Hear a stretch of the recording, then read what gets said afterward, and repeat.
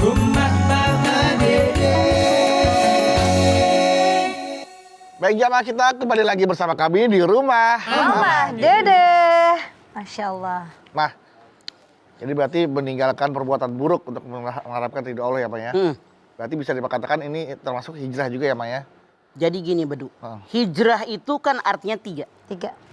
Meninggalkan perbuatan, meninggalkan pergaulan, berpindah dari satu tempat ke tempat yang lain. Ya.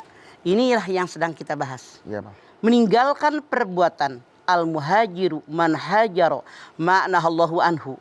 Orang yang berhijrah, orang yang meninggalkan perbuatan yang dilarang oleh Allah kepada perbuatan yang diperbolehkan oleh Allah. Misalnya kemarin kerjaannya ngarumpi, dosa nggak? Dosa mah. Sekarang stop, jangan ngarumpi mulu. Ada yang suka ngarumpi? Ayo. Ada orang yang pasti. ngacung.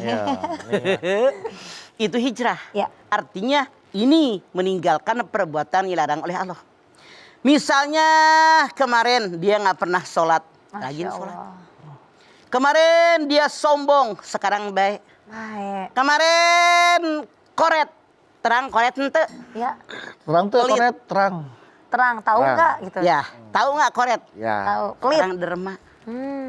Kemarin kerjaan yang ngejelek-jelekin orang aja, ayo buka-buka aib orang. Kan ada yang kebimbang gitu, ada buat tahu persis. Enggak Mah. Masalah sekarang enggak. Artinya dia sudah berhijrah. Yang kedua, hijrah itu meninggalkan pergaulan. Hati-hati kalian berteman, diri kalian dinilai oleh orang lain tergantung siapa teman kalian. Hati-hati. Jadi pergaulan. Kemarin bergaul dengan orang tidak baik, otomatis terpengaruh kita oleh ketidakbaikan mereka. Sekarang bergaul dengan orang-orang baik. Makanya majalisus solihin selalu duduk dengan orang-orang yang soleh, orang yang baik, orang yang benar, orang yang jujur, saling menasehati biar kita tidak terkontaminasi dengan keburukan, tapi terkontaminasi dengan kesolehan seseorang. Makanya alhamdulillah kita pergi ke talim. Acara seperti ini mudah-mudahan bermanfaat buat kita nih khususnya. Mudah-mudahan buat orang lain. Jadi saling menyadarkan. Karena pergaulan sangat dominan berikan warna kepada seseorang. Jangan jauh-jauh. Anak TK. Ya. Ketika dia pulang, emaknya pulang dari pasar, emaknya ke dapur, buka jilbab, buka kudungan, taruh tas, taruh sendal selop. Itu anak perempuan mematut dirinya, pakai kudungan emaknya, pakai tas emaknya. Kenapa lingkungan di sekolahan coba lihat ibunya pakai jilbab, dia ikut-ikutan, pakai selop, dia ikut-ikutan. Kenapa? Lingkungan sangat dominan. Contoh, di rumah anak-anak doyan sayur, begitu sekolah, Mama makan sayur, kata ibu guru makan sayur sehat. Tuh kenapa? Lingkungan. Makanya sangat dominan. Merubah pergaulan. Yang ketiga, berpindah dari satu tempat ke tempat yang lain. Sekarang ada perumahan muslim.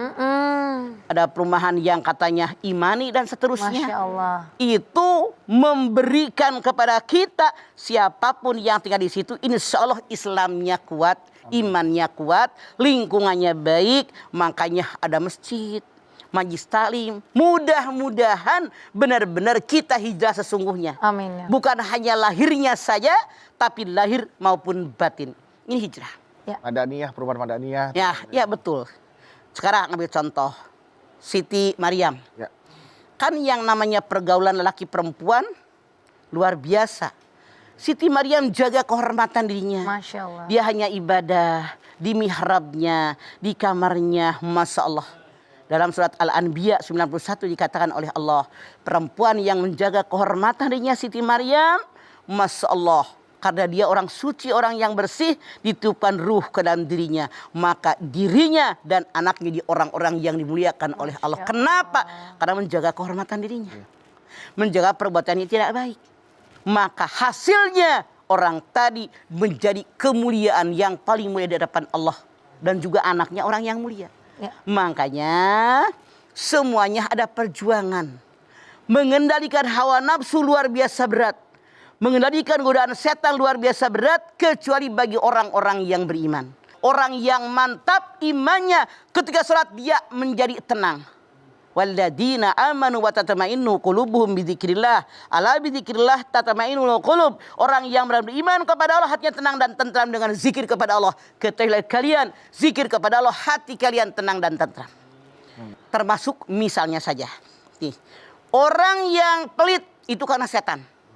Tapi orang yang beriman dengan dia menolong orang lain, membantu orang lain, dia bahagia. Alhamdulillah bisa nolongin orang. Lapang rasanya. Alhamdulillah saya bisa meringankan beban orang tadi. Berbeda orang yang mantap imannya dengan orang yang masukkan setan, cara berpikirnya akan jauh berbeda. Jadi kalau orang pelit kemasukan setan, Masya Allah, sayang kalau ngasih orang. Ya Allah. Jangankan ngasih orang lain, karena ngasih bininya aja. Astagfirullah. Udah capek ngasih bini koret, Duh. ngasih emak, mertua, apalagi orang lain. Tapi orang yang benar beriman kepada Allah ditinggalkan kepelitan tadi. Dibuang semua yang namanya koret, setan dijauhkan, dia dermawan. Alhamdulillah bisa nolongin dia. Alhamdulillah. Jadi dia bisa makan. Nah. Alhamdulillah bisa nyekolahin anak yatim tetangga saya. Bisa sekolah. Itulah yang terjadi. Kalau orang sudah mantap beriman kepada Allah. Dia yakin apa yang saya kerjakan akan saya peroleh di akhirat nanti. Makanya sekarang tinggalkan yuk. Ya. Perbuatan yang dibenci oleh Allah. Ya. Raih keriduan Allah. Insya Allah kita semua husnul khotimah. Selamat dunia sampai akhirat kita. Amin. Amin ya rabbal alamin. Nah, Ma, berbicara mengenai meninggalkan sesuatu karena Allah. Tapi di dunia ini ada juga yang meninggalkan segala sesuatu karena bukan karena Allah. Contohnya, saya janji saya nggak akan mabok lagi, saya nggak akan ngerokok lagi, saya nggak akan ini itu dan lain sebagainya asalkan kamu mau sama saya. Nah, itu nanti dijawabnya, Mah. Boleh. Oke, baik. Kalau gitu jamaah, nanti kita akan lanjutkan kembali tentunya pembahasan kita kali ini temanya meninggalkan sesuatu karena Allah. Jamaah yang ada di studio, silahkan nanti bertanya setelah ini ya. Yang ada di rumah, pertanyaan di Instagramnya di @rumahmamadede_tv1 juga akan dijawab Mama setelah pesan-pesan berikut ini. Tetaplah bersama kami di Rumah Mama Dede.